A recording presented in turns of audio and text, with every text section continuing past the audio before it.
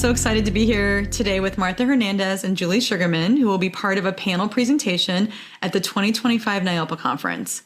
The session title is Centering Multilingual Learners to Ensure Equity and Literacy Instruction, Integrating Research, Policy, and Practice.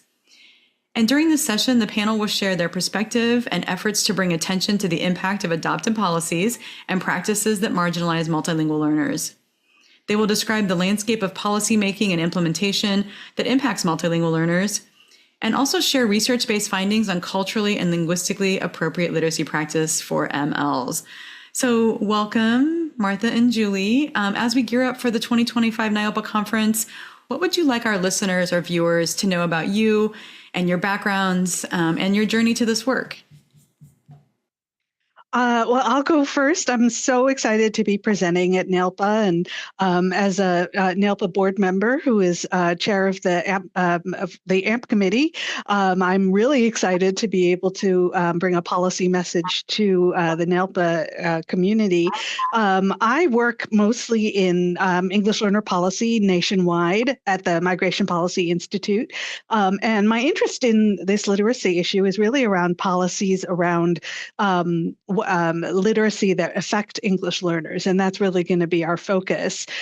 We have a great panel with also Esther DeYoung and Zip Nguyen, and we bring really different perspectives, but all looking at this same idea of what literacy policies that are made based on the needs of mainstream students mean for English learners. And so I'm Martha Hernandez. I'm the Executive Director of Californians Together.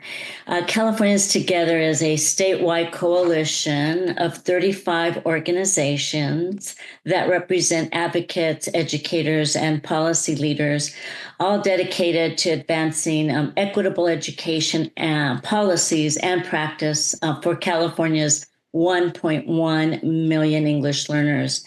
And we, work, through advocacy, research, and strategic partnerships. And we play a leading role in shaping state policies that support multilingualism as an asset and a pathway to academic success. Also, our organization coordinates the National Committee for Effective Literacy, and we together, are dedicated to ensuring that literacy policies and practices support emergent bilinguals and English learners in meaningful and effective ways. Excellent. Thanks so much for being here. So without giving away all of the details, can you just give a little teaser into what our NIOPA attendees have to look forward to at your session this year? Sure. We are going to speak about sort of the variety of issues relating to the science of reading and literacy policy. For my part, I'm going to talk a little bit about policy, since that's the angle I take, talking about, why are we talking about science of reading? Why is everybody hearing about it? And what have been some of the state policies that have resulted? And then Esther DeYoung is going to talk a little bit about what's missing from that conversation and how this really affects English learners. And I'll let Martha say a few words about the publication that NCEL is putting out and what she'll be talking about.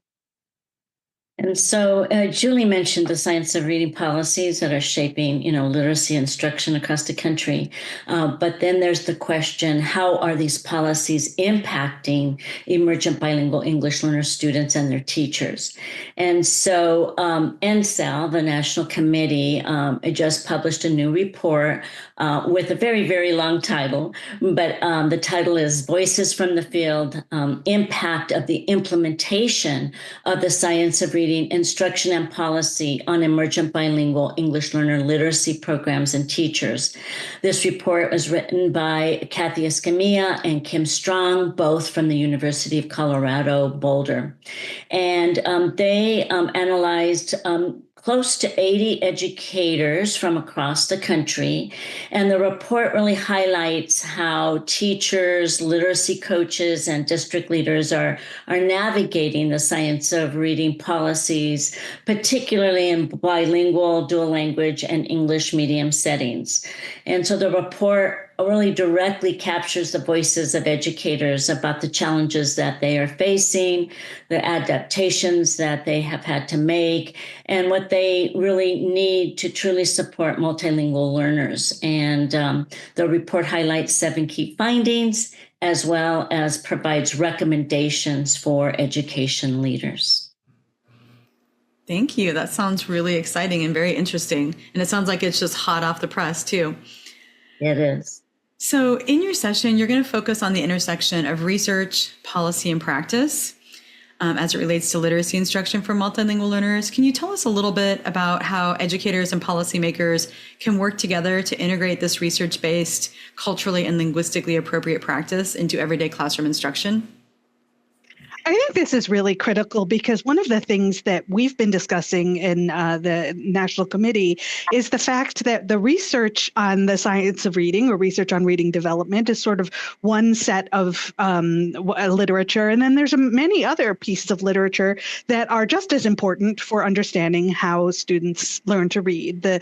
Obviously, the literature on English learners and emergent bilinguals and how they learn, and literature on motivation, literature on content and language integration, all of those pieces of literature. So we think it's really important for educators to be really informed about what the literature says and doesn't say, and to be able to convey that to policymakers, because they often get just sort of little bite-sized pieces of literature or research and don't necessarily understand the broader context. So for folks to really understand when a policymaker says we're implementing a policy on the science of reading based on this piece of the literature, we want educators to be able to say, that's great, and we're really excited to work on that. And we want to also look at how it intersects with this research from a different area. I agree with Julie. I think the recommendations from the report will really focus on your question in terms of, the intersection of, practice and policy. And I think the report provides actionable recommendations for school district and state leaders to really advocate for effective research-based comprehensive literacy instruction for emergent bilingual English learners. I think also in our session, we will be highlighting a comprehensive effective literacy model for English learners that really does,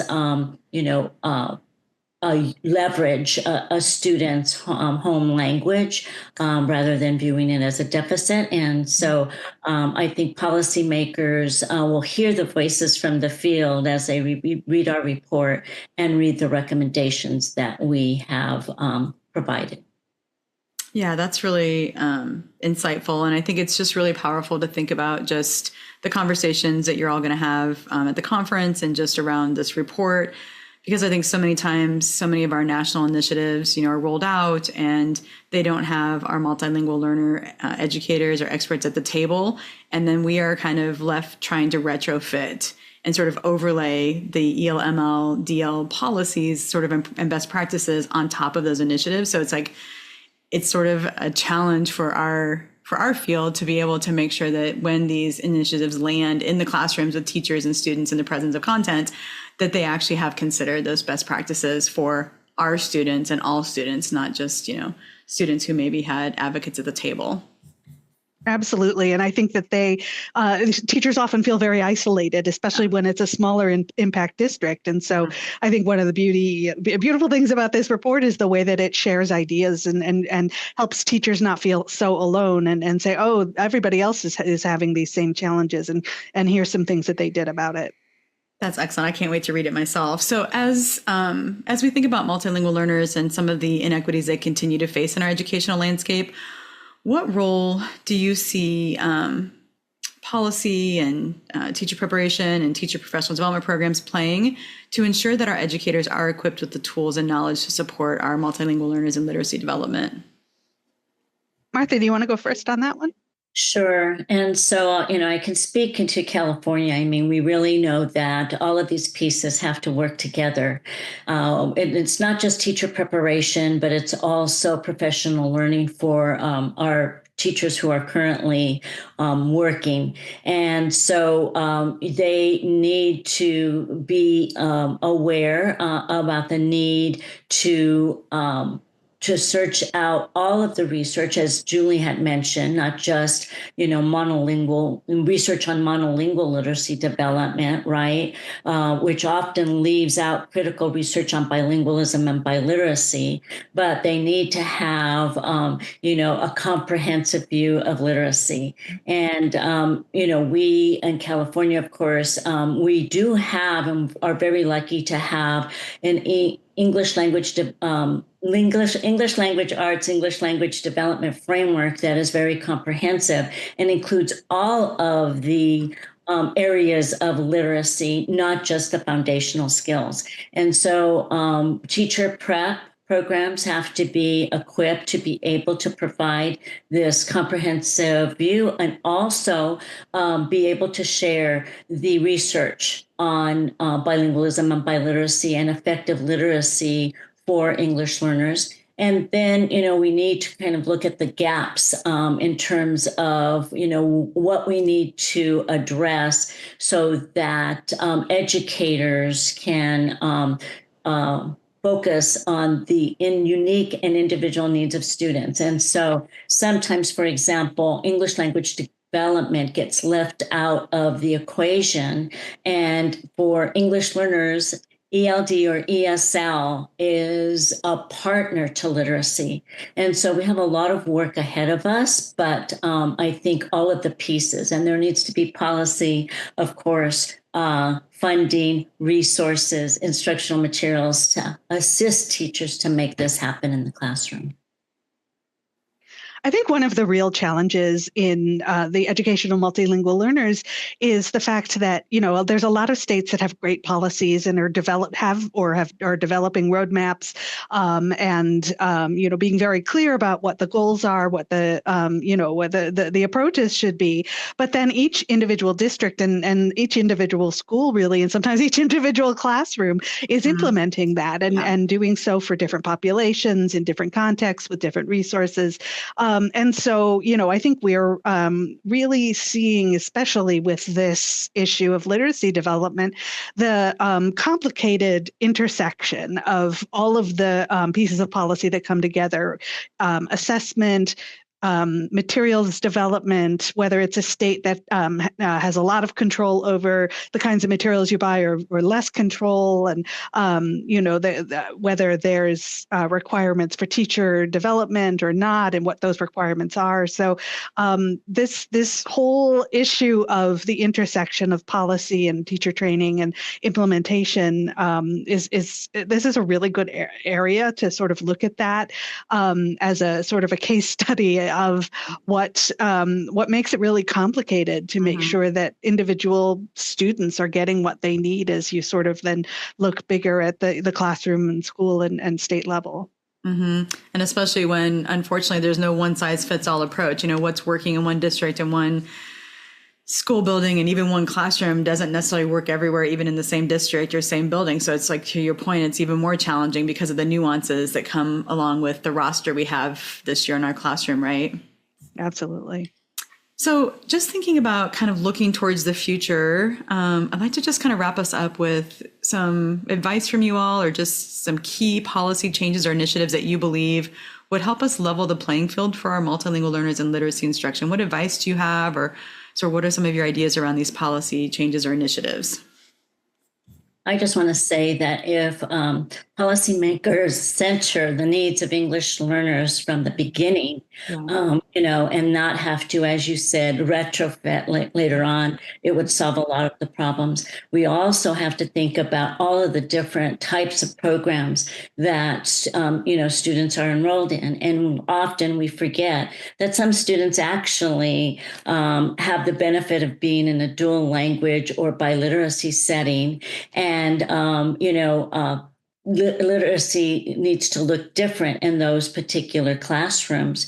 Many times what happens is that, for example, in dual language immersion programs, teachers are required to teach foundational skills in English for a certain length of time. And this is really threatening the integrity of bilingual program models. And so we really need to, think about that. And then Julie, I think she, can maybe expand more, but the role of assessment is really important. And we need to make sure that assessments are not only provided in English, but that they are provided in students' home languages. So we really understand the entire linguistic repertoire that a student is bringing, to school. And so there's lots and lots of issues, but those are a few. Yeah, I love that answer. I love all the parts of that answer. And just to expand on something that Martha said at the beginning about centering multilingual learners from the beginning, one of the things that I've noticed working with states and districts is that the English learner folks who are administrators in states and districts are really passionate and really know their stuff.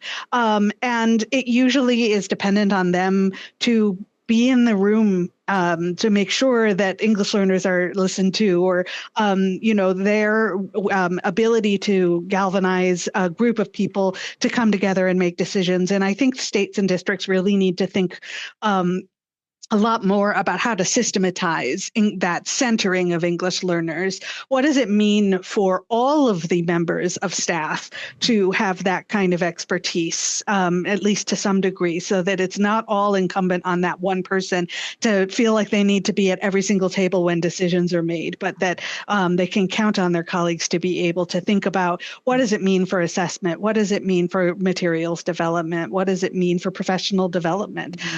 So that English learners are included in the planning right from the beginning. Yeah, I love that. And at the risk of sounding a little cliche, I'm going to just say it does take a village to do this work. And we really do all need to step up and play our role and bring what we can to the table. So love that advice. And I just want to say thank you so much, Julie and Martha, for being here today. This was a really insightful conversation, and I'm really excited for your session because it sounds like it's going to make a really powerful impact. Thank you for having us. Yeah, and thanks so much to everyone who's listening or watching, and be sure to keep following along and learning with all of us here at NIALPA.